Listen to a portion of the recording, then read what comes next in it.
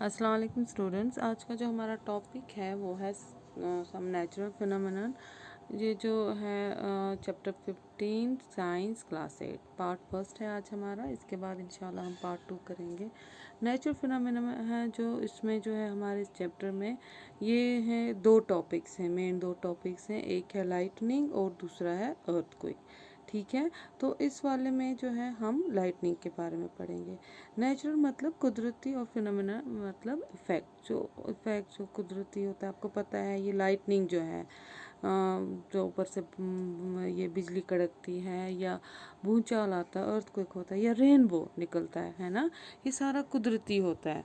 ये man made तो होता नहीं है, ये सारा नेचुरल होता है। ये अल्लाह ताला के पास, ये कुदरत के पास ये निज़ाम है। ठीक है ना। तो आज जो है हमारा टॉपिक जो है वो है लाइटनिंग के बारे में हम पढ़ेंगे। ये लाइटनिंग क्या होती है? लाइटनिंग जो होती है ये एक होती है इलेक्ट्रिक स्पार्क होती है, या आप बोल सकते हो या चार्ज होता है ये। ठीक है ना। ये चार्ज होता है, जो ऊपर जो होते हैं बादल जो होते हैं, जब वो चार्ज हो जाते हैं तो वो एक दूसरे को अट्रैक्ट करने की कोशिश करते हैं। तो उनमें वो फिर वो टकराव जो होता है तो वो इलेक्ट्रिक एक स्पार्क निकलती है, वो चमक सी निकलती है ना। निकलती है मगर बहुत ज़्यादा लार्ज क्वांटिटी में निकलती है, बहुत ज़्यादा लार्ज होती है, ज़्यादा होती है। तो वो जब वो लाइटनिंग जो होती है वो उसी को लाइटनिंग बोलते हैं। वो जो आपस में उनका टकराव होता है, वो जो स्पार्क निकलती है उसको लाइटनिंग बोलते हैं। हम बोल सकते हैं lightning it is just a electric spark और चार्ज। ठीक है, but in large quantity, large, बहुत ज़्यादा लार्ज एंड आल्सो लाउड भी होती है, बहुत ज़्यादा होती है। क्योंकि ये चार्ज जो होते हैं, जब ये क्रिएट कब होता है, जब ये एक दूसरे से जब रब होते हैं, ट्रैक करते हैं, टकराते हैं। ठीक है ना, तब ये होता है। ग्रीक्स जो हैं वो बोलते हैं व्हेन जब हम कुछ चीज़, दो चीज़ों को रब करते हैं, आपस में रगड़ते हैं। ठीक है ना, तो उसको जो है तब ये चार्ज जो होता है वो क्रिएट होता है इन 600 BC। देखा, ये ग्रीक्स जो बोल रहे हैं इनको, उन्होंने ये कब बोला था? 600 BC में, जब उन्होंने एम्बर लिया था। एम्बर एक लिक्विड होता है, उसको वो स्टोन की तरह करते हैं, बना देते हैं, हार्ड हो जाता है। फिर उसको जो है रब करते हैं। वो फर जो आप पता है जैकेट्स वगैरह में होता है हमारे, है ना, विंटर्स में जो हम यूज़ करते हैं, उस फर के साथ जब वो उसको रब किया उन्होंने, रगड़ा उसको, तो वहाँ पे एक स्टैटिक चार्ज, एक चार्ज वहाँ पे पैदा हुआ और वहाँ पे एक स्पार्क निकली। ठीक है ना, और वो उसी को, और उसने क्या किया, वो स्पार्क निकली और वो बाकी स्मॉल पीसेस को भी वो अट्रैक्ट करने लगा। तो उसको उन्होंने बोला कि ये क्या है, ये चार्ज है। ठीक है, मगर इसे उन्होंने ये जो है प्रूव नहीं कर सका। ठीक है, कि ये है, तो उन्होंने सिर्फ क्लेम किया कि लाइटनिंग जो है, स्काई लाइटनिंग जो है वो भी एक चार्ज है। जैसे अंबर और फर को हम रब करते हैं, उनमें एक स्पार्क निकलता है, वो अट्रैक्ट करते हैं एक दूसरे को। तो ऐसे ही जो है लाइटनिंग भी जो है वो भी एक चार्ज है। तो मगर जो ये बाद में है, इसको इन 1752 में जो है बेंजामिन फ्रैंकलिन, एक बहुत कामयाब साइंटिस्ट थे बेंजामिन फ्रैंकलिन, उन्होंने 1752 में ये जो है प्रूव किया। उन्होंने बोला कि ये सच है, उन्होंने ये प्रूव करके दिखाया। कैसे? कि उन्होंने बोला, तो सबसे पहले जो है इलेक्ट्रिक चार्ज के बारे में पढ़ते हैं। उन्होंने बोला कि what are electric charge. Electric charge क्या होते हैं? एटम्स होता है, आपको पता है, स्मॉल पार्टिकल्स इन एवरीथिंग। जो फ़ोन है हमारा, जो हमारे पास पेन है, जो छोटा कागज़ का टुकड़ा है, वो भी एक छोटे से टुकड़ों से बने हो। छोटा कागज़, जो कागज़ है, जो बिल्डिंग से छोटे छोटे टुकड़ों से बने, इतने छोटे कि हम उसको माइक्रोस्कोप से नहीं देख सकते। एज़ यू नो, मैंने आपको पहले ही बोला है सेल के बारे में। जो सेल जो होता है वो सबसे छोटा होता है। वही सेल जुड़ जुड़ के जो होते हैं उसको हमारे वो बॉडी पार्ट्स वगैरह बनाते हैं, है ना, लिविंग थिंग्स। ऐसे जो ये चीज़ें जो होती हैं ये बिल्कुल छोटे छोटे स्मॉल पार्टिकल्स से बनी होती हैं, जो हम माइक्रोस्कोप से नहीं देखते हैं, उसको एटम बोलते हैं। और उस एटम में जो होते हैं चार्ज होते हैं, चार्ज होते हैं, उसमें प्रोटॉन्स होता है, इलेक्ट्रॉन होता है, न्यूट्रॉन होता है। प्रोटॉन चार्ज हम उसको बोलते हैं जिसमें पॉजिटिव चार्ज होते हैं, और इलेक्ट्रॉन हम उसको बोलते हैं जिसमें निगेटिव चार्ज होते हैं, और न्यूट्रॉन उसको बोलते हैं जिसमें कोई चार्ज नहीं होता है। ठीक है। अब जो हर एक एटम में जो भी एटम जो होता है उसको हम क्या बोलते हैं, उस एटम जो होता है उसमें चार्ज होता है, इलेक्ट्रॉन भी होता है, प्रोटॉन भी होता है और न्यूट्रॉन भी होता है। वन जब प्रोटॉन और इलेक्ट्रॉन जो होते हैं वो बराबर होते हैं तब हम उनको बोलते हैं ये बैलेंस, ये चार्ज जो है ये बैलेंस है, बराबर है। ठीक है। मगर जब जो है या तो प्रोटॉन चार्ज ज़्यादा होते हैं तो या इलेक्ट्रॉन जो होते हैं तब वो चार्जड होते हैं, तब हम क्या बोलते हैं उसको, ये चार्ज्ड है। जब वो बराबर होते हैं प्रोटॉन इलेक्ट्रॉन तब वो बैलेंस्ड होते हैं। जब यह प्रोटॉन ज़्यादा होता है या इलेक्ट्रॉन ज़्यादा होते हैं तब हम बोलते हैं चार्ज है। मीन्स मटेरियल बिकेम चार्ज, इनमें से एक मटेरियल जो होता है वो चार्ज होता है और वो अपोजिट वाले को अट्रैक्ट करता है।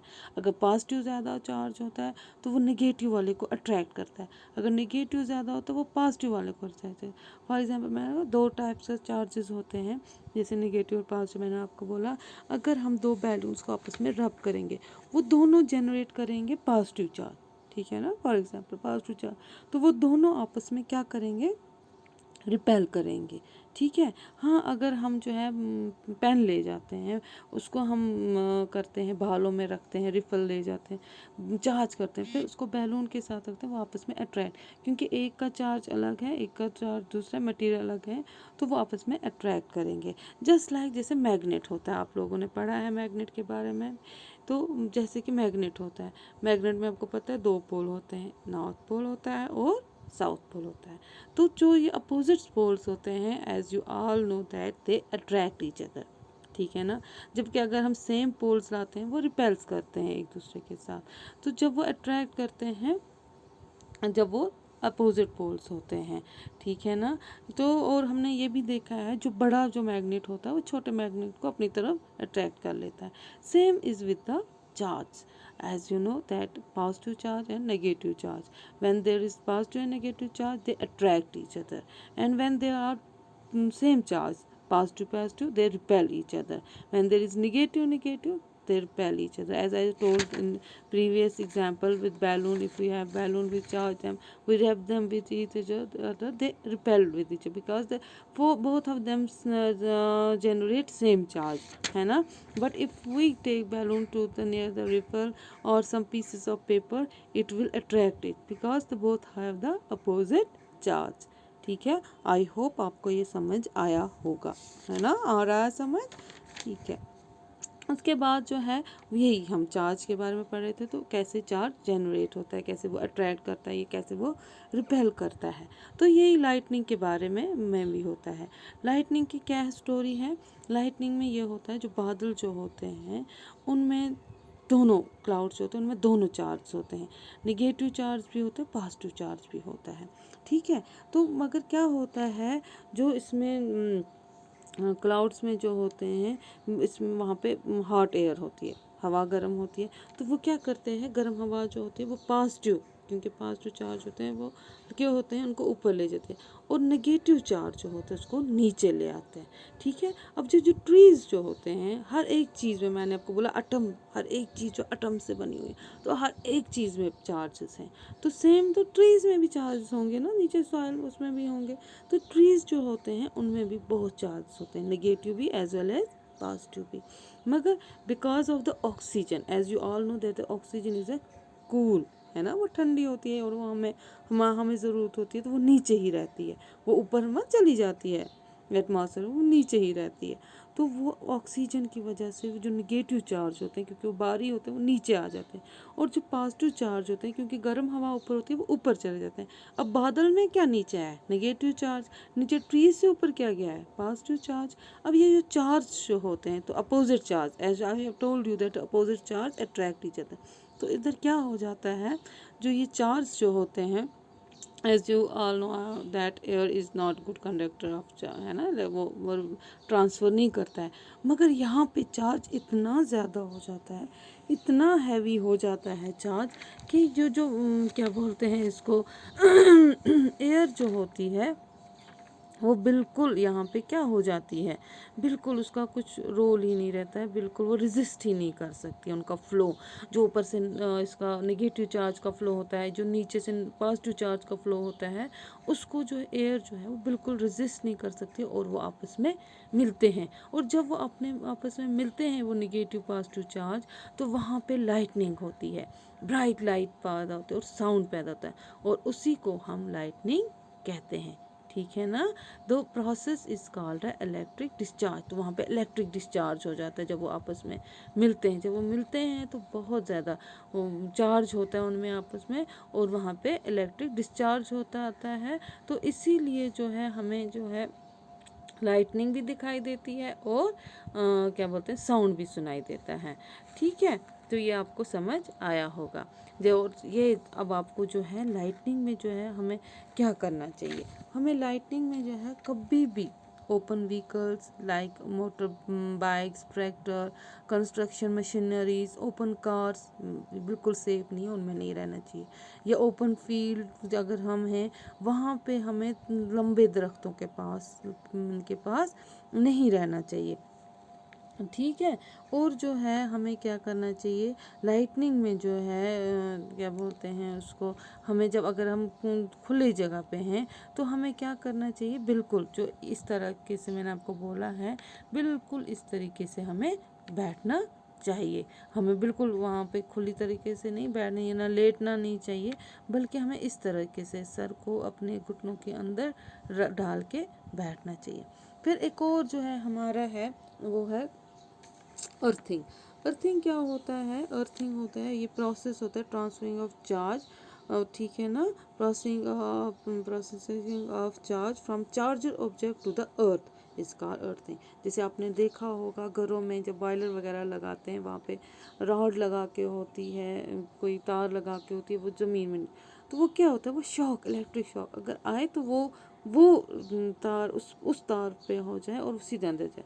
ऐसे बिल्डिंग्स में भी जो है एक रॉड लगा के होती है ऊपर से नीचे तक रॉड, और उस रॉड को सॉइल के अंदर डाला होता है, मिट्टी के अंदर डाला। जब लाइटनिंग होती है तो वो उस बिल्डिंग के अंदर नहीं जाती, उसको अंदर डैमेज नहीं करती, फिर उसमें आयरन रॉड के ऊपर पड़ती है और वो सीधे अंदर जाती है ज़मीन के अंदर, सॉइल के अंदर जो अंडरग्राउंड है, वो पाइप जो अंडर है सॉइल उसको आ जाती है। So the process of transferring of charge from charger object to the earth is called earthing. And और एक है इलेक्ट्रोस्कोप। ये है डिवाइस जो होता है इलेक्ट्रोस्कोप, ये यूज़ किया जाता है टेस्ट करने के लिए whether object is carrying a charge और not. As you have seen वो क्या बोलते हैं पेचकश होता है, आपने देखा होगा, तो स्क्रू वो उसमें जो है आप टेस्टर जिसको बोलते हैं इलेक्ट्रिशियंस के पास होता है, वो उसको जलाते हैं, वो जलता है ना, पता चलता है इसमें चार्ज है, इलेक्ट्रिक करंट पास हो रही है कि नहीं हो रही है। सो ये इसमें चार्ज है कि नहीं है वो देखने के लिए जो डिवाइस यूज़ करते हैं उसको इलेक्ट्रोस्कोप बोलते हैं। फिर एक और हमारा पॉइंट है डिस्चार्जिंग। डिस्चार्जिंग वो होता है जब कोई ऑब्जेक्ट चार्ज होता है और वो दूसरे ऑब्जेक्ट के साथ मिलता है और उसका वो चार्ज आस्ता आस्ता वो ऑब्जेक्ट ले लेता है, तो और वो ऑब्जेक्ट जो होता है जो चार्ज होता है वो लूज़ करता है अपना चार्ज, उसको बोलते हैं डिस्चार्जिंग, है ना। जैसे हम मैं बोलती हूँ example, for example power bank है आपके पास, आपने वो चार्ज किया है, फिर आप मोबाइल लगाते हो अब जो आपका बिल्कुल बंद है, तो जब आप उसके साथ लगाते हो तो वो पावर बैंक जो है वो आपका आस्ता आस्ता आस्ता चार्ज ख़त्म हो रहा है और वो ट्रांसफ़र हो रहा है चार्ज किस में, आपके मोबाइल में। सो उस प्रोसेस को डिस्चार्ज, उसको हम डिस्चार्जिंग बोलते हैं। ठीक है, होप ये आपको समझ आया होगा। इंशाल्लाह कल हम ऐसे आगे अपना नेक्स्ट चैप्टर करेंगे अर्थक्वेक।